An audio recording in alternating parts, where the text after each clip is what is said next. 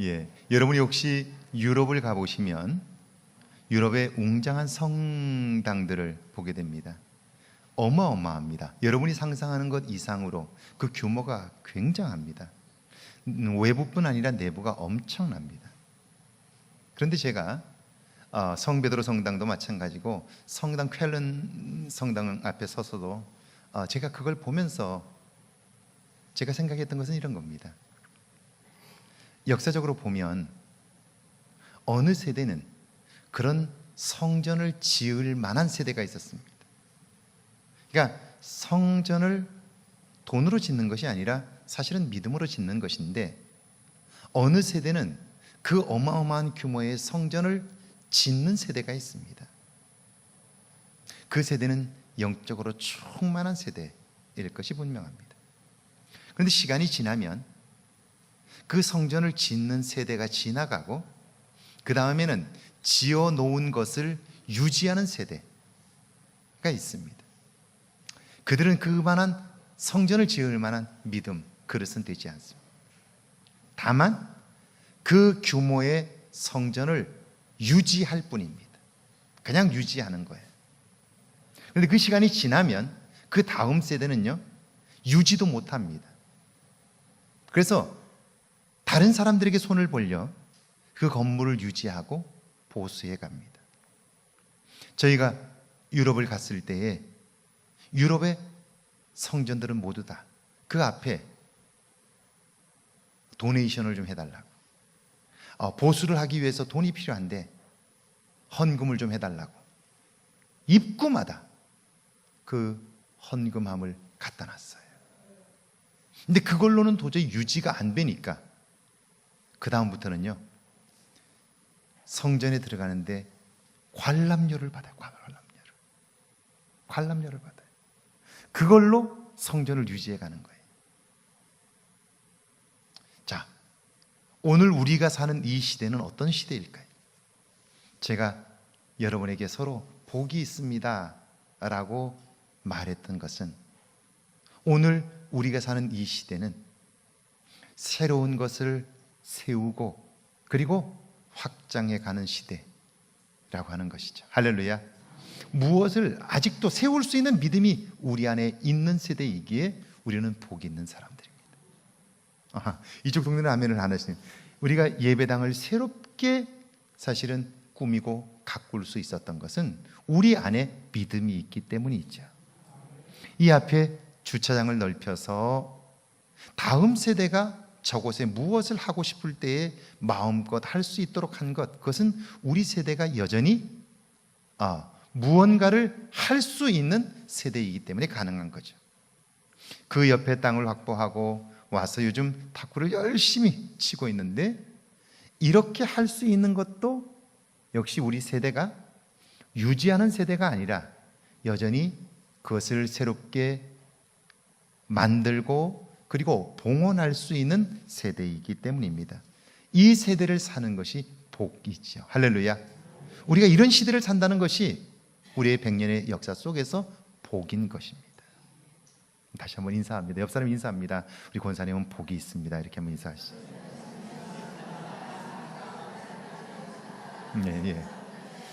예, 좋습니다. 좋습니다. 예, 복이 있습니다. 예, 무슨 복이 있는지를 이제 알았어요.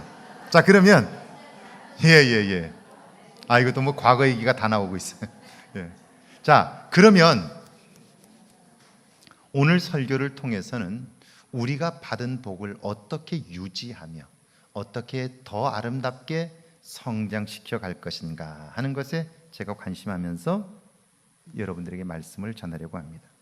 유명한 설교가인 스폴전 목사님께서 신학생들에게 강의를 하면서 천국과 지옥에 관한 설명을 합니다. 그는 학생들에게 이렇게 말합니다. 여러분은 천국의 기쁨에 대해서 설교하기를 원합니까? 그렇다면 제일 먼저 표정 관리에 주의하세요. 그렇게 말해요. 천국의 기쁨에 관해서 설교하기를 원합니까? 그렇다면 제일 먼저 여러분의 표정을 새롭게 하라는 거예요. 어떻게 표정을 새롭게 할 수 있을까? 우선 무엇보다도 먼저 여러분의 삶에서 가장 행복했던 때를 상상하십시오. 그렇게 말해요. 가장 행복했던 때, 그때를 떠올리면서 여러분의 표정을 새롭게 하라는 거예요. 그리고는 활짝 웃으라는 거예요. 자, 가장 행복했던 때를 떠올리고 그리고 활짝 웃으라는 거예요. 그리고 이렇게 소리치라는 겁니다. 뭐라고요? 천국은 이와 같은 것이라고. 뭐와 같은 것이라고요? 뭐가 이와 같은 거예요? 나의 환한 웃음, 내 속에서 넘쳐나는 기쁨이 있는 삶, 이것이 천국이다. 그렇게 외치라는 거예요. 그렇게 외치면 더 이상 천국에 관한 기쁨을 설교하지 않아도 천국의 기쁨이 무엇인가를 알게 될 것이다 라고 말하는 거예요. 그러면서 반대로 여러분, 지옥에 관한 설교를 하기를 원하십니까? 그렇다면 특별히 표정을 연출할 필요는 없다고 말해요. 그리고는 있는 그대로 지금 여러분의 표정을 그냥 보여주세요. 그것이 지옥의 표정입니다. 그렇게 말해요. 자, 옆 사람을 한번 보시죠. 그리고 말은 하지 마시고 그냥 고개만 끄덕끄덕 한번 해보세요. 예, 옆 사람 보시고 고개만 끄덕끄덕. 알았다고. 예.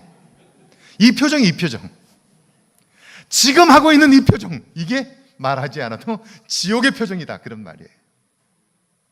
자, 스펄전 목사님의 얘기 속에 담긴 의도가 있습니다. 천국의 삶은 노력하지 않으면, 그리고 애쓰지 않으면 결코 우리가 이 땅에서 천국을 경험하기 어렵다. 그것을 말씀해 주고 있는 거예요. 그런데 정말 그래요. 저도 이게 이사를 오고 나서 그 앞에 마당이 있는데요, 저는 그 집에 이사 와서 풀을 심어본 적이 없습니다. 예, 풀은 한 번도 심어본 적이 없어요. 저는 그저 장미꽃을 심었고 고추 몇 그루 심었어요.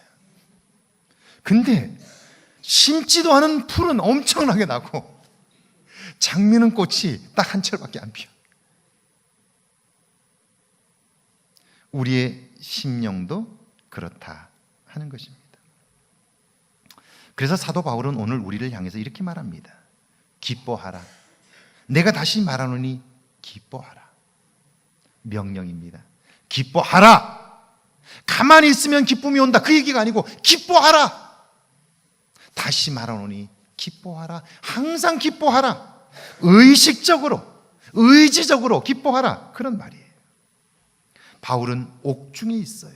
그런데도 그렇게 말하고 있어요.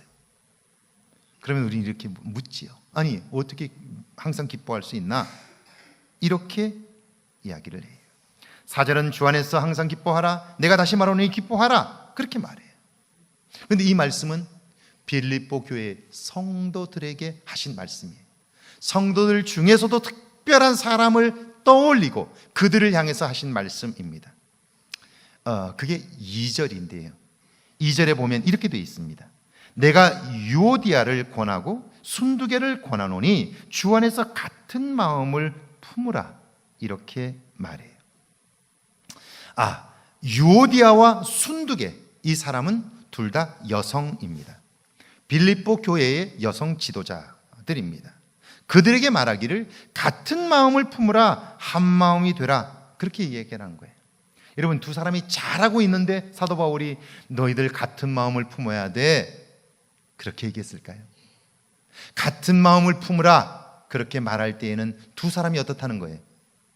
딴 마음을 품고 있다는 거죠. 서로 갈등 관계에 있다 하는 거예요. 사도 바울은 그리고 나서 주 안에서 항상 기뻐하라, 내가 다시 말하노니 기뻐하라, 이렇게 얘기해요. 이 말을 2절과 함께 이해하면 너희에게 지금 기쁨이 없는데, 기쁨이 없는 이유는 무엇이냐면 너희가 서로 갈등하고 긴장하고 미워함으로써 너희는 너희 속에 심어진 기쁨을 잃어버렸다. 그러면 어떻게 다시 기뻐할 수 있느냐? 그것은 너희들이 항상 기뻐하고 의지적으로 노력하고 애쓸 때 너희들이 잃어버렸던 기쁨을 회복하게 될 텐데, 그 기쁨이 있으면 너희들 서로 갈등하고 긴장하고 미워하는 것들을 극복할 수 있게 된다. 그렇게 이야기를 하는 겁니다. 역대하 30장에 보면 우리가 잘 아는 히스기야의 종교개혁에 관한 말씀이 나옵니다. 이 히스기야는 아버지와 함께 공동통치, 아버지와 함께 왕권을 함께 사용했습니다. 그런데요, 아버지와 함께 왕권을 공동으로 통치를 하다가 25살 되던 해에 그는 단독으로 결국 통치를 하게 됩니다. 그런데 그가 왕이 되어서 아버지와 함께 나라를 보니까요, 백성들이 하나님에게서 너무 멀어진 거예요. 특별히 아버지가 하나님에게서 멀어져 있었고, 아버지 아하스로부터 백성들의 신앙이 오염되고, 그래서 여기저기 산당이 세워지고 하나님을 섬기는 신앙이 무너져 있다는 걸 발견하게 돼요. 히스기야가 보았던 우상과 이방신들을 섬기는 사람들, 그들을 보니까요, 그들은 끊임없이 다툼과 분쟁 속에 있게 돼요. 그리고 그들의 얼굴에는 기쁨이 없는 거예요. 25살에 단독 통치를 하게 된 히스기야는 그래서 제일 먼저 그가 한 일이 종교개혁을 하게 됩니다. 사실 히스기야가 그 일을 하지 않을 수 없었던 이유 중에 하나는요, 이미 히스기야의 눈에 비친 백성들의 얼굴이 지옥을 살고 있다는 걸 보여주는 거예요. 이런 겁니다.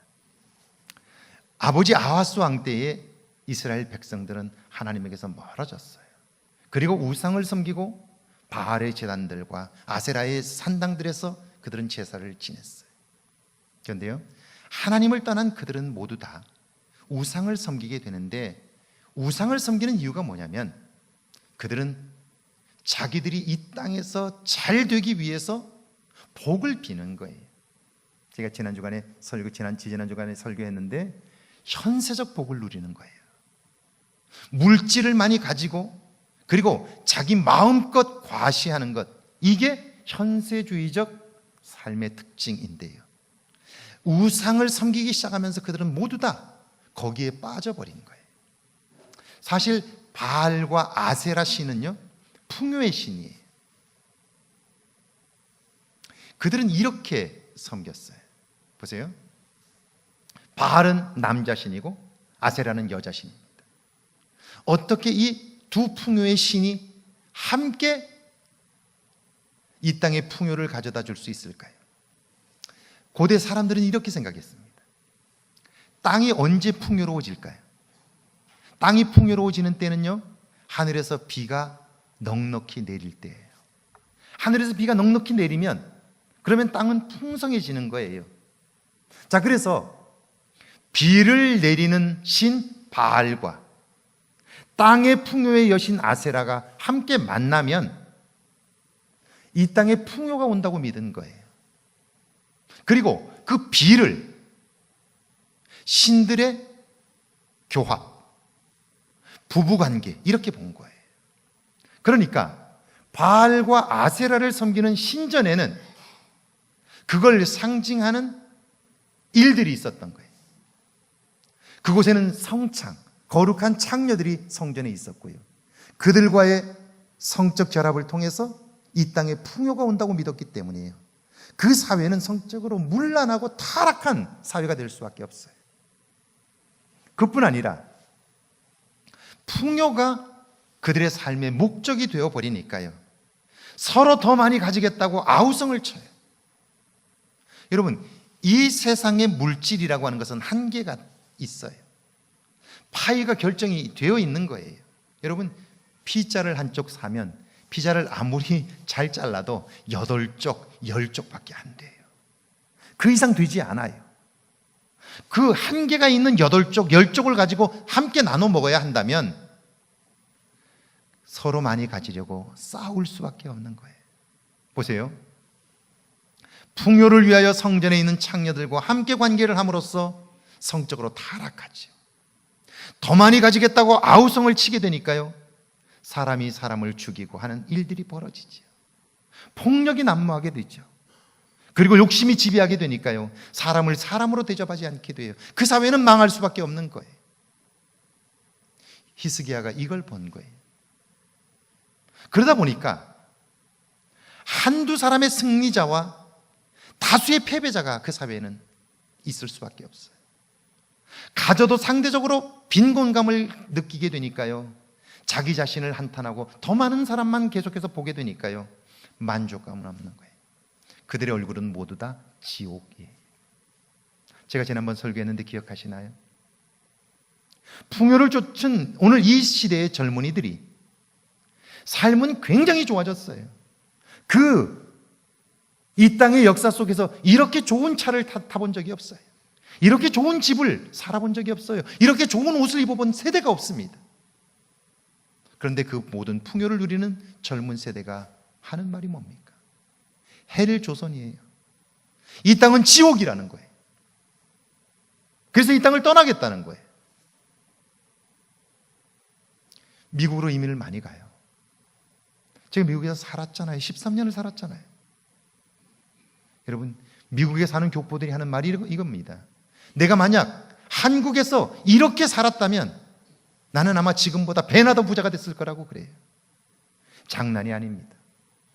이민자의 삶이 얼마나 혹독한 줄 아세요?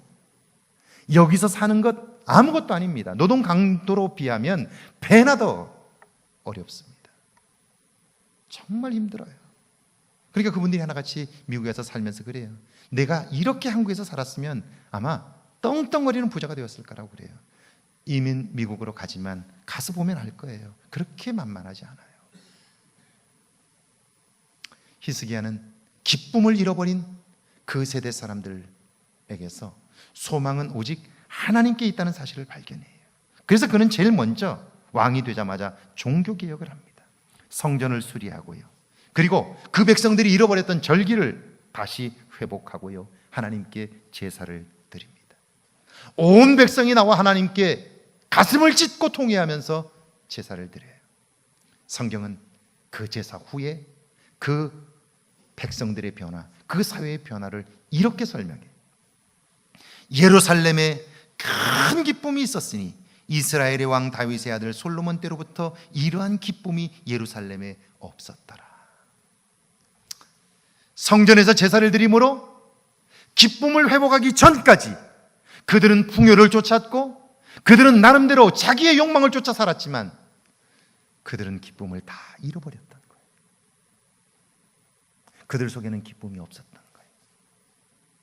하나님을 회복하고 제사를 회복하고 절기를 회복한 이후에 비로소 그들의 삶에 기쁨이 있었다. 그것도 큰 기쁨이 있었다는 거예요. 여러분, 오늘 우리가 사는 이 세상 정말 살기 좋아졌지 않습니까? 먹는 것이 이렇게 풍요로운 때가 있었습니까? 살과의 전쟁을 하고 있잖아요. 저도 당이 오고 나서 식사량을 줄였습니다. 반으로 줄였습니다. 그래서 교인들에게 미안하긴 해요. 신방 가면 많이 먹질 않아서 늘 많이 차려놓는데 많이 먹지 못해서 늘 미안해요. 근데 제가 많이 먹고 빨리 죽는 것하고 적게 먹고 오래 사는 것하고 뭐가 더 좋을까요? 조금 먹더라도 그래서 용서해 주세요. 제가 좀 건강하게 목회하는 동안은 건강하게 오래 살면 좋지 않겠어요? 제가 절반 먹는데요, 그런데도 몸무게는 들어요. 그러니까 제가 이전에 얼마나 많이 먹었는지 알겠죠? 저만 그럴까요? 여러분도 그래요. 여러분 아니라고요? 여러분 뱃살을 한번 만져보세요. 여러분이 얼마나 많이 먹고 있는지를 알고 있어요. 그러니까 남아도는 거예요. 남아도는 거. 제가 북한의 영상들을 가끔 보는데 북한에 배 나온 사람은 딱 TV에서는 한 사람, 김모 씨, 하여튼 손자 그 하나밖에 없는 것 같아요. 나머지는 전부 뱃살이 없어요. 왜? 축적할 만한 게 없기 때문이에요. 근데 우리는 여기 가득 축적해, 그거 점심 때 못 먹어요. 그런데도 축적해 두는 거예요. 이런 세대가 없었어요. 그런데 정말 우리 속에 기쁨이 있느냐 하는 거예요. 기쁨이 있느냐 하는 거예요. 재산은 늘었고 집은 좋아졌고 먹을 것은 넉넉해졌는데 정말 기쁨이 내 안에 있느냐는 거예요. 이 질문을 하고 있는 거예요. 여러분, 이 질문이 정말 중요하잖아요. 왜냐하면 한 번밖에 없는 생애잖아요. 내 안에 기쁨이 있느냐? 사도 바울은 그걸 묻고 있는 거예요. 그러면서 이제 하나님을 만나고 제사를 회복하고 그래서 큰 기쁨을 회복한 사람들, 그들이 어떻게 그 기쁨을 유지할 수 있을까? 5절에 보니까 이렇게 되어 있어요. 같이 한번 읽어볼까요? 5절 시작. 너희 관용을 모든 사람에게 알게 하라. 주께서 가까우시니라. 너희 관용을 모든 사람에게 알게 하라. 주님의 재림의 날, 심판의 날에 무엇이 기준일까? 주님이 오셔서 우리를 심판한다고 할 때 주님은 무엇으로 우리를 심판하실까? 분명 돈은 아닐 거예요. 명예도 아닐 거예요. 무엇으로 우리를 심판하실까? 성경에 보니까 관용이라고 되어 있습니다. 관용이란 무엇을 덮어주는 거예요. 용납하는 것입니다. 여러분, 결국 그게 우리를 기쁘게 하고 누군가에게 감동을 주고 하나님께 영광이 되는 거예요. 우리 전북 지역에만 해도 수많은 부자들이 이 땅을 살다가 갔어요. 근데 우리가 기억하는 부자들은 어떤 사람일까요? 돈이 많은 사람일까요? 저도 우리 전북 지역 김제 쪽에 부자 만석군 집안의 아들을 제가 알고 있어요. 전에 있었던 교회, 저희 교회 집사님이셔요. 얼마나 부자였는지 이분은 초등학교 때부터 달구지 타고 학교 다녔다고 그래요. 달구지 타고 종이 달구지를 끌고 태워가지고 그 귀한 아들이라 학교를 데려다 줬는데 갔다가는 학교를 하도 안 가가지고요. 한 학기가 끝날 때가 되면 승진을 이렇게 승급을 해야 되잖아요. 학년을 올라가야 되잖아요. 근데 학교를 하도 안 가가지고 선생님이 이거 승급을 못 시키는 거예요. 그러면 그 달구지에다가 쌀을 몇 가마니 실어가지고 학교에다 갖다 주고 한 학년씩 올라가고 그런 분이 계세요. 자, 그런데 그런 많은 부자들이 있었는데 우리는 어떤 부자를 기억하느냐 하는 거예요. 그리고 그 부자의 삶을 통해서 받는 감동은 무엇이냐 하는 거예요. 여러분이 잘 아시는 김제의 금산교회 있죠? 조덕삼 장로님, 그분이 오늘까지 우리에게 기억되는 이유가 뭘까? 한번 생각해 보세요. 조덕삼 씨는 그 당시로서는 가장 그 동네의 부자였고 그리고 가장 많이 배운 분이었고 그런 분이셨어요. 그런데 선교사님이 그곳을 늘 지나가시다가 테이트 선교사님이 그곳을 지나가다가 늘 그 집이 큰 집이니까 사랑방에 머물러서 주무시고 가곤 그랬어요. 아마 전주에서 군산을 다녔겠죠. 군산이 항구니까 배가 자주 들어오니까 선교사님들이 그걸 통해서 왔다 갔다 하셨으니까요. 근데 그 집에 들려가지고 선교사님이 이 조덕삼 씨에게 전도를 하게 되고 그분이 은혜를 받아서 그곳에 자기 집을 내놔서 교회를 세우게 되었죠. 근데 그 집엔 종들이 많은데 그 중에 특별히 마부인 이자에게 교회를 나오게 되었고요. 신앙생활을 열심히 하게 되었어요. 동네 유지고 덕망 있는 분이 교회를 세우고 나오게 되니까 사람들이 나와서 교회가 꽤 많아졌어요. 그러니까 장로 선거를 하는 거예요. 여러분이 잘 아셔요. 조덕삼 이분과 이 어른과 그의 마부 이자익이 함께 장로 후보자가 되는데 결국 선거를 하니까 이 조덕삼 이 주인이 아니라 마부인 이자익이 장로가 된 거예요. 나이로나 모든 면에서 조덕삼 씨가 먼저 돼야 되는데 조덕삼 씨는 떨어지고 마부 이자익이 장로 피택이 된 거예요. 그러자 교회가 술렁거리기 시작합니다. 지금도 이런 일이 벌어지면 교회가 어려움을 겪을 거예요. 그런데 그 당시로 보면 여러분 이게 얼마나 교회가 어려운 위기입니까? 여기저기서 술렁댑니다. 그때 조덕삼 씨가 일어나서 이렇게 말합니다. 하나님이 우리 교회를 축복하셨습니다. 축복하셔서 젊은 종 이자익을 장로로 세우십니다. 이것은 우리 교회의 큰 복입니다 라고 이야기를 하고요. 그를 위해서 박수하자고 박수로 칩니다. 이게 뭐죠? 이게 관용입니다. 관용. 들추는 것이 아니라 덮어주는 거고요, 용납해 주는 것입니다. 결국 그 사건으로 이 조독삼 이 어른은 이 지역의 역사가 됩니다. 그리고 신앙의 모범이 됩니다. 관용을 알게 하라. 주께서 가까우시니라. 무슨 말일까요? 마지막 날에 주님이 심판하신다면 이미 우리는, 여러분 성경을 잘 읽어보세요. 주님의 심판은 믿지 않는 자들에게 대한 심판이 아닙니다. 믿지 않는 자는 이미 심판을 받았어요. 재림의 심판은 믿는 자에 대한 심판입니다. 주님은 무엇을 심판하실까요? 관용에 대한 심판입니다. 우리가 예수를 믿고 난 이후에 얼마나 나와 다른 사람을 용납했느냐, 하나님의 영광을 위해서 얼마나 많이 품었느냐, 얼마나 많이 덮었느냐, 얼마나 많이 용납했느냐, 이걸 가지고 심판하신다 하는 것이죠. 제가 이 금산교회의 당회록과 당시의 기록들을 본 적이 있습니다. 기록을 보니까요, 당시에 굉장히 엄격했어요. 거기 보니까 학습과 세례 문답은 얼마나 엄격했느냐면요, 세례를 받으려면, 학습을 받으려면 성경을 읽을 줄 알아야 돼요.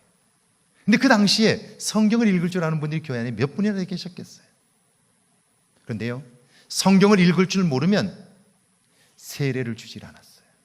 그래서요, 성경을 읽기 위하여 교회는요 모여서 한글 공부를 했습니다.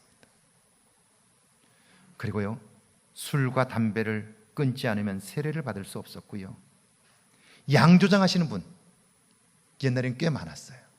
양조장 하시는 분은 양조장을 팔아서 처분하지 않으면 세례를 못 받았어요.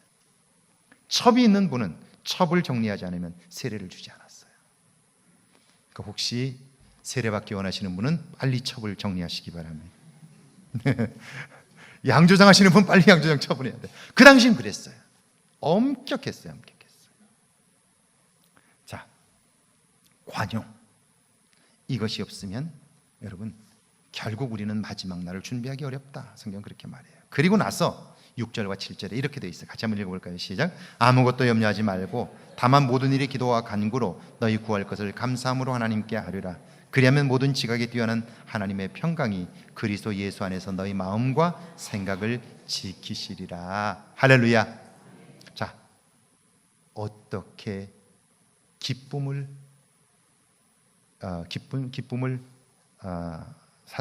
삶을 살아갈 수 있을까? 그것은요, 우리 속에 미움과 다툼과 질투가 있으면 우리의 삶은 기뻐할 수 없게 되는 거예요. 욕심을 따라 살게 되면 우리 안에는 나도 모르는 사이에 기쁨을 잃어버려요. 그렇기 때문에 우리는요, 끊임없이 기뻐하는 훈련이 필요해요. 그리고 내 속에 기쁨이 넘치게 될 때 미움은 사라지게 되는데요, 기뻐하면서 우리는요, 그 기쁨을 유지하는 방법을 성경은 관용을 너희에게 보이라, 세상 사람들에게 관용을 보이라, 용납하는 삶으로 그 인격을 새롭게 하라는 거예요. 그리고 끊임없이 기도함으로, 간구함으로, 하나님께 감사함으로 아뢰라는 거예요. 그러면 하나님의 평강이 그리스도 예수 안에서 우리의 마음과 생각을 지켜주셔서 우리는 비로소 기쁨의 삶을 온전히 살 수 있게 된다 하는 것이죠. 사랑하는 여러분, 한 가지만 기억하십시다. 기도하되 우리의 기쁨의 회복을 위하여 기도할 수 있기를 바랍니다. 그리고 관용의 삶을 위하여 기도할 수 있기를 바랍니다. 그리고 기뻐함으로 우리 안의 미움과 탐심과 그리고 악한 것들과 쓴 것들을 내어 버림으로 기쁨의 삶에 도전하는 여러분 되기를 주의 이름으로 축원합니다.